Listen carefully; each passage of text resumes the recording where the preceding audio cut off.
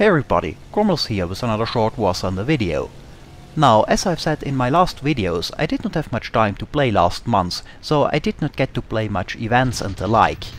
But in the coming months I should have more time again, so I hope I can soon bring you some more nice dogfights from the event mode again.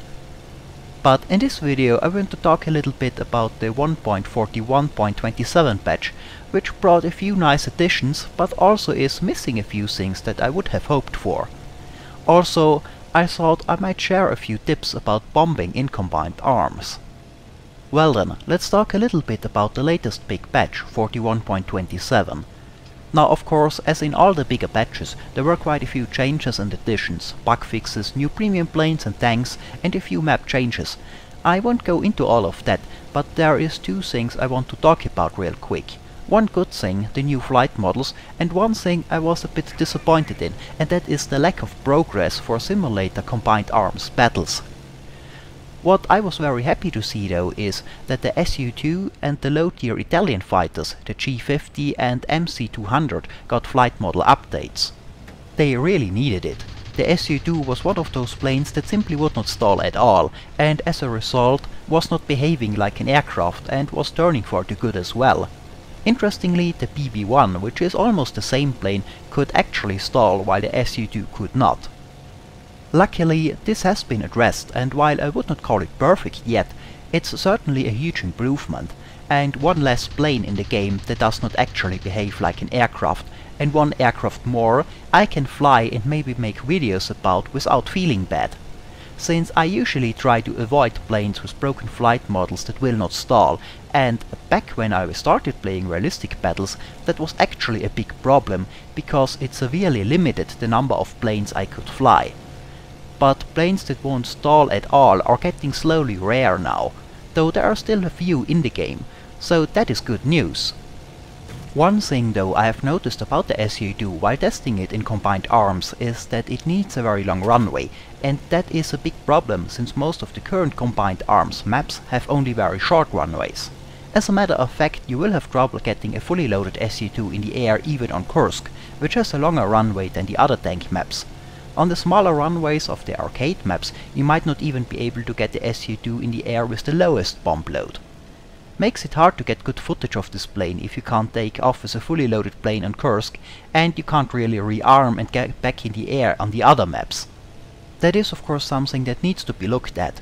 The position and length of the runways on those maps needs to be adjusted to allow all planes to start, and that needs to happen before plane and tank queues get combined, of course. Well, that's the Su-2. The other big flight model change in this update is for the Italian low-tier fighters, the MC-200 and G50s. They were considered by many the worst planes in the game before they got the update. Now, I had not too much time to test them yet, but so far they fly much better than they used to. They used to be very unmaneuverable and were bleeding energy badly in turns. Those planes, while being somewhat outdated in design, were at least light, having about the same wing loading than a Hawker Hurricane for example, and even though they had a weaker engine, because of the lower weight of the planes, also had a power-to-weight ratio similar to that of the Hawker Hurricane, even slightly better for the Italian planes.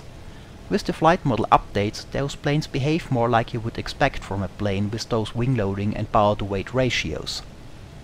There might still be some issues. I don't think the flight models are 100% complete, but overall they are now nice little turn fighters, and I hope I can bring you some footage of them soon when I get to play them in an event where they are available. Now, the P-47 and 109E and F got updates as well, but they seem to be more subtle, and I did not have much chance to fly those two planes lately. So I can't say much about them yet. I'll wait till I get to fly them more with the flight model changes. But the Su-2, MC-200 and G50 changes were a nice surprise, and I hope we will see more of that in the future.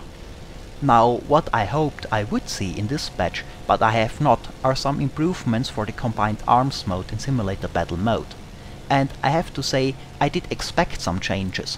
After all, it has been announced that the combined arms and plane queue will become one in the future, so I hoped for some changes to the computer-controlled AA, the render distance to player-controlled tanks, and maybe some changes on the ground as well that address the minimap and no vegetation at low detail setting problems. But that did not happen, quite the contrary actually. the new map Carpathian is actually almost as dangerous to fly over as Ash River. Only Karelia is still more dangerous, with an entire ring of deadly AI/AA surrounding it. Now, I would say that I am in general one of the more patient and understanding players when it comes to these kind of things, and indeed I do understand that things like flight models or damage models take a while to get right, since they are very complicated and the amount of programmers that have the necessary skill set to do things like flight models is limited. But I have a bit more problems understanding why it takes so long to fix things like overpowered AI AAA. Even if it takes a while to change the AI behavior itself, which might be possible of course, I have to ask, how hard can it be to make a simulator battle version of a map and just go in and delete a bunch of the AA guns? And I also just have to ask, how do you expect players to ever accept a merge of tanks and player queue if you can't fly on half the maps without getting one-shotted by AI within the first minute of spawning? As a result, you see less and less planes flying in simulator combined arms. So flying a fighter is pretty pointless. You would not be as effective as the AI/AA on most of the maps anyway, and very few players still bother to try to fly in this mode, so there aren't many targets. That of course also makes the player-controlled AA pretty pointless. A pity, since there will be a bunch of new and interesting player AA vehicles like the Kugelblitz introduced in an upcoming patch. But at the moment AI/AA just puts them out of a job in simulator battle mode. I do hope this will change soon, while there are still people left that want to fly in combined arms. I still think that combined arms has potential and would be really fun if those problems like overpowered AI AAA, too small arcade maps and tank render distance would be addressed. I just want to mention that, and maybe if someone at Gaijin watches this, and I know from messages that I received that some occasionally do, let us know what's going on. Some more communications here would really help. Don't just tell the community that the queues will be combined and then let them wonder if the problems that prevent most from actually flying in combined arms will be addressed first or not. Tell people what's going on. That would do wonders to the attitude in the community. Anyway, enough of that. Another thing I wanted to do really quick in this video is share a few tips for bombing in combined arms. Now, I am somewhat new to this myself, since I never cared about bombing before combined arms. But since then I think my accuracy has improved somewhat, and since some people asked about it, I thought I'd share some thoughts on bombing runs. Now, don't take this as a proper tutorial or anything, just a few tips how I do it, and I had success bombing in fighters and dive bombers. It might not be the best way of doing it. Now, as you most likely know, player tanks don't render very far at the moment, so starting from high altitude like a normal dive bombing attack from a Ju87 will usually not work well, because you simply can't see any targets. At least not players. AI tanks render at a little bit longer distance, which is, by the way, one of the ways to keep player and AI tanks apart. If it renders from further out, it's an AI tank. If it pops in from thin air as you get closer, it's a player. Also, AI tanks kick up dust and have a visible engine exhaust fumes on Kursk while moving. Player tanks do not. Another way to tell the difference. Anyway, because of the lower render distance, you usually have to be low to spot targets. So what I usually do is dive down towards the ground forces part of the map in a shallow dive to build up speed. If something pops up right in front of me where I can bomb right away, good. But it is more likely that I will spot something that I cannot bomb right away, off to the side. So I will pass over it at high speed and of course remember where I spotted the target I want to attack. After I passed it, I will pull up relatively sharp, but in a way that I get enough distance to the target to do a proper attack run. Climb, do a wing over, or in some situations a loop to turn around and be able to attack the target that I spotted while flying low at a steeper angle. The whole thing is similar to a return to target maneuver as attack helicopters use it. This works especially well on the Kursk map, where you can go for a strafing run on the artillery positions in a slight dive while building up speed, and then pull up to a return to target after you pass the battlefield and attack the next position on the way back, all the while looking for player tanks. If you spot one, you go for it after the next wing over instead of strafing the artillery again, like I did in the Bf110 footage. Now, for the attack I prefer a steeper angle, but not too steep, something between 40 to 60 degrees. Diving straight down about 90 degrees on the target, in my opinion, does not work that well. The reason is that it is actually pretty hard to pull off an attack with a real 90-degree dive angle. You are most likely either a bit above or below that, and it is hard to dial in such a dive if you are over or under 90 degrees dive. But that influences if you have to aim in front or behind or straight at the target to hit. Also, the steeper the dive, the sooner you have to pull up, of course, so you have to release the bomb further out in a steeper dive. Coming back in at a too flat an angle can be problematic as well though.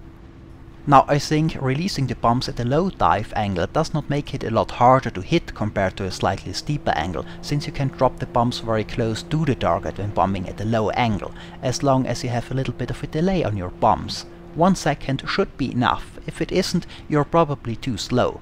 However, coming back at the target at a very low dive angle will also make it easier for the tanks to fire back at you. Now, that might not sound that threatening. After all, tanks are not meant to fire at planes with their main guns. But don't underestimate this threat. Hitting a plane that is coming straight at you with the tank gun is actually not that hard in War Thunder. I would even go as far as to say it is pretty easy. So if you fly over an enemy tank and therefore announce your presence, and then you turn around and attack at a low angle, there's a chance the tank is already waiting for you with the barrel pointing straight at you. In this situation, he does not need to lead as you fly straight at him. He just has to place the crosshair on your windscreen, wait till you are close enough and press the trigger. Something you have to keep in mind when attacking a tank that has already noticed you. Now, shooting a plane that flies straight at you is the easiest way to do it, but if you get too slow and low, it's not even that hard to judge the correct lead to hit. And you do see a lot of planes at the moment fly very low and slow, and when they spot the target they often come around in a horizontal turn, not a vertical wing over, which leads to them losing even more speed. In such a situation, a lot of tanks might start to take pot shots at said plane, and at this speed a hit is not that unlikely. So that is also a reason for the attack pattern that I use, to keep my speed up. I overfly the target area at high speed, fast enough that most tanks and even player-controlled AA will have trouble with the correct lead. Once I'm past the target area, instead of coming around in a horizontal turn that only wastes speed that would make me slower on my second pass, I go up, trade my speed for altitude and do a wing over. Now I can trade the altitude back for speed and either do another fast pass over the area looking for targets and strafing with guns, or I can do a bump run on the target I spotted, and at a steep enough angle to prevent him from returning fire even if he sees me coming. That's the idea behind my flying when I hunt for ground targets. Now let's talk about aiming the bombs themselves. Now, just like the overall maneuver, don't see this as a tutorial for the proper and realistic way to do it. What I do here might not be the textbook way to drop bombs, it's just the way I do it, and for me it works. Funnily, I still aim the bombs exactly the same way I used to do it over 10 years ago when I was playing Battlefield 1942. One would think bomb aiming from an old action game would not translate over well, but it seems it does. Now, the way I drop my bombs is, when I dive towards the target, you can see that I place my crosshair usually quite a bit below the target. As I get closer, I slowly start to pull up. Not much, just enough to make the gun sight move towards the target. As the crosshair passes the target, I release the bomb. The idea is that the bomb gets catapulted a bit in the direction of the target this way, as it gets a bit of the plane's velocity vector from the pull-up. I think this way you have a good chance to throw the bomb into the side of your target. Of course, you have to adjust for your dive angle as well. If it is pretty low, you have to wait just a little bit longer to drop the bomb. The moment the target disappears out of sight usually works. While on a steeper angle you can drop as soon as the target passes the middle of the crosshair. But that is something you of course have to get a bit of a feel for to really be accurate. I think there is no foolproof way to hit every time without getting a feel for the bomb's ballistics. I just trained it a bit in test flights, aiming for trees for example. So to train that, you can just go in a test flight, pick a target and drop the bomb the way you think it would hit the target, and then come around and look how close you got and adjust accordingly if it went too short or too far. If you do that a few times, you usually get a bit of a feel on when to drop the bombs exactly. But keep in mind though that in the real game you will most likely have only a very short time between spotting the target and being close enough to drop, as tanks don't render as far as trees do. You can simulate that by flying towards a bunch of possible simulated targets and deciding in the last second which one of them you want to bomb. This way you don't get used to having a few kilometers to set up your run on the target opposed to only a few hundred meters you get when bombing player tanks. Well, those were a few tips on bombing, and this is it for this video. As always, I hope it was entertaining, thanks for watching, and maybe I'll see you next time.